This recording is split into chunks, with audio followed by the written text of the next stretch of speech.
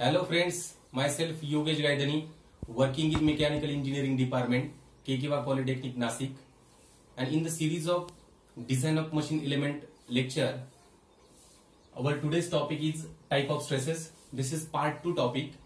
In part 1, we discuss first tensile stress, second compressive stress, third shear stress, and type of shear stress, that is single shear, double shear, circumferential shear.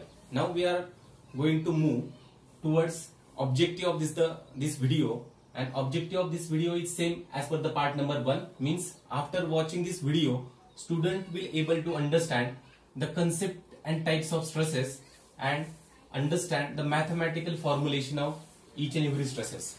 So fourth type of stress, which is very important one, that is crushing stress. It is also denoted by sigma c. For the crushing stress, three conditions are very important.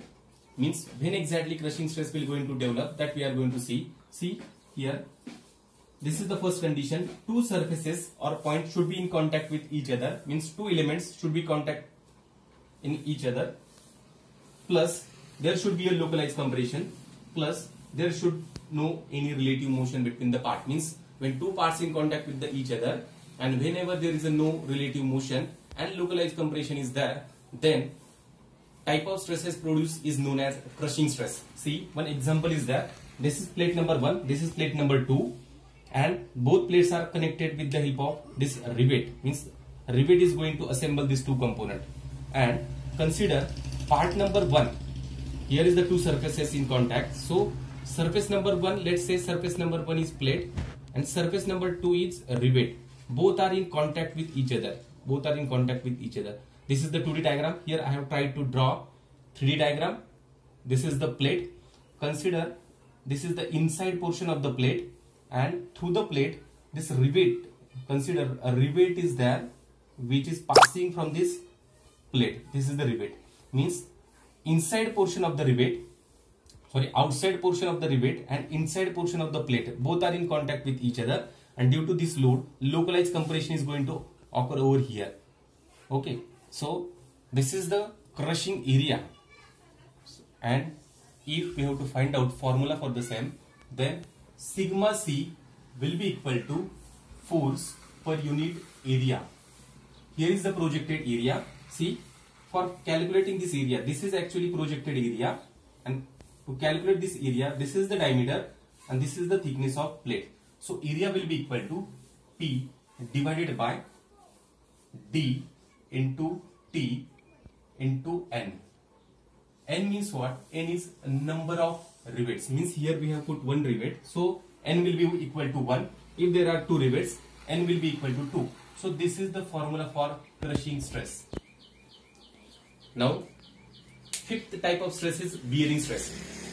See friends, there is a little bit similarity in the crushing stress and bearing stress, and some differences are there. See, here is also two surfaces are in contact with each other, and here also two surfaces are contact in each other. But one difference is that two surfaces should be in contact with each other, plus localized compression is there. Up to here for bearing stress it is correct, but there is a relative motion. See, relative motion is there in the bearing stress. Means for getting the bearing stress, there should be a relative motion. Means when two surfaces are in contact with each other, there is a localized compression, and whenever there is a relative motion between the component, then type of stress produced is known as bearing stress or bearing pressure. So this is an example of it. See, this is a shaft, this is a shaft, this is a bearing in which this shaft is going to rotate. Means bearing is stationary one, shaft is rotating one. This is 2D diagram, this is 3D diagram. This is a bearing in which this shaft is there and shaft is going to rotate. Here oil film is there, means in between shaft and bearing oil is there, and when shaft rotate, this bearing is stationary, means there is a relative motion between two parts, and due to this on this portion of the shaft, which is in connection with the bearing, means L is the length of bearing. Consider this is the L is equal to length of bearing. L is equal to length of bearing, and this shaft is in connection or is in contact with this length. So this is the area or bearing area, we can say. This is the bearing area. This is the bearing area. So to find out bearing stress or bearing pressure is equal to load divided by area. So W is equal to load, D is equal to diameter. This is the diameter of shaft and this is the L. L is equal to length of the bearing. So we can find out bearing pressure. Bearing pressure is equal to load per unit area, W divided by D into E, D into L. This is the bearing pressure. So again we see basic difference between crushing stress and bearing stress. In the crushing stress, two surfaces are in contact with each other. Localized compression is there, but no relative motion. In bearing stresses, again two surfaces are in contact with each other. Localized compression is there, but there is a relative motion in between the component, and that's why bearing stresses are going to produce. Let's see some examples of bearing pressure. First example is related to internal combustion engine. That is a crank pin rotating inside the bearing. Second example is related to fulcrum pin in the lever. Third example is a knuckle pin which is in contact with the single eye and double eye in the knuckle joint. So these are some examples of bearing pressures. So let's move towards next type of stress, that is 6th number of stress, torsional shear stress, denoted by tau. This type of stress is occur in almost all circular member which are used to transmit the power. So when a component is subjected to two equal and opposite couple, that is twisting moment, then torsion will going to develop inside a circular member and it leads to creation of shear stress. See, I have shown here this diagram. This is a shaft. Its one end is free and second end is fixed over here. When tangential force is going to act at this surface, then it will try to twist, and due to twisting, this is the angle of twist, theta. L is equal to length of shaft, D is equal to diameter of the shaft, and to find out radius, R will be equal to D by 2, that is a radius of the shaft. So this will create a torsional shear stress inside this member. So to find out torsional shear stress, we require torsion equation, that is P by J, G theta by L, tau by R.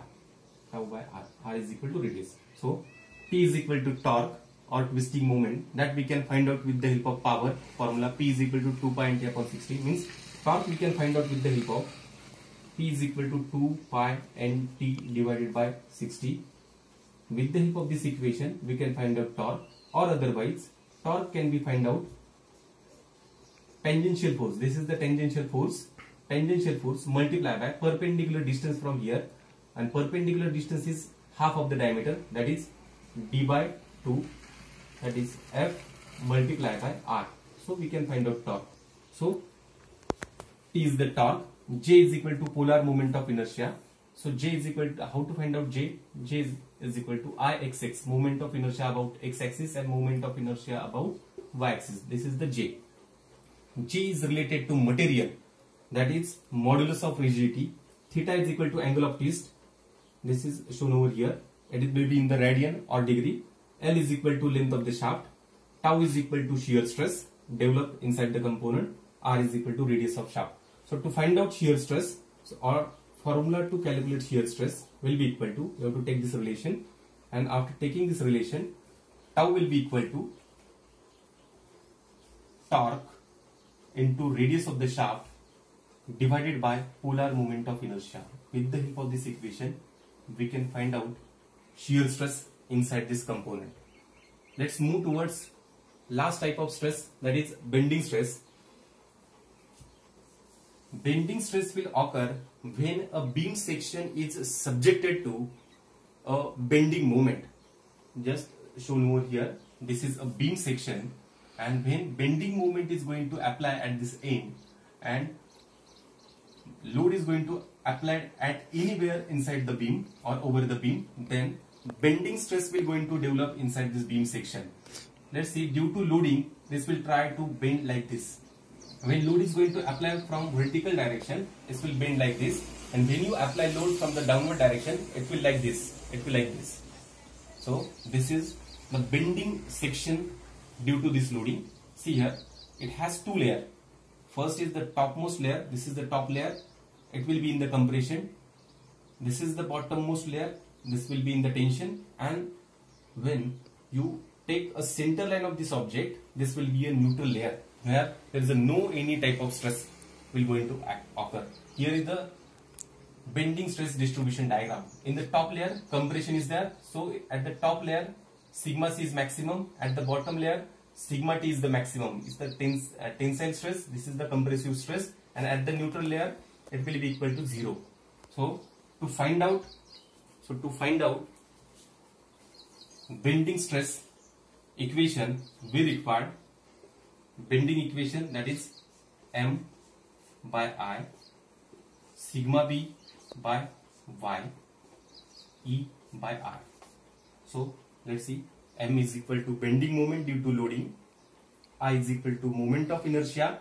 It is related to the beam section, which type of section is there, whether it is circular one, whether it is square, rectangular, or any type. Sigma b is equal to bending stress, y is equal to distance from neutral axis. What exactly is it means? So this is the cross section of the beam. See, this is the cross section of the beam. Consider this is width of the beam, this is depth of the beam, and if you take half of the distance, it will be equal to y. This is the y. Y is equal to distance from neutral axis. So y is equal to distance from neutral axis. E is equal to Young's modulus. Again, it is related to material. And R is equal to radius of curvature. Means due to bending, there will be a formation of curve. And if you draw a circle, and if you take center point of this curve, it will be equal to R. R is equal to radius of curvature. So R is equal to radius of curvature. So to find out bending stress, we can take any relation. So take this one relation. After this, you can write this sigma b is equal to M divided by I by Y.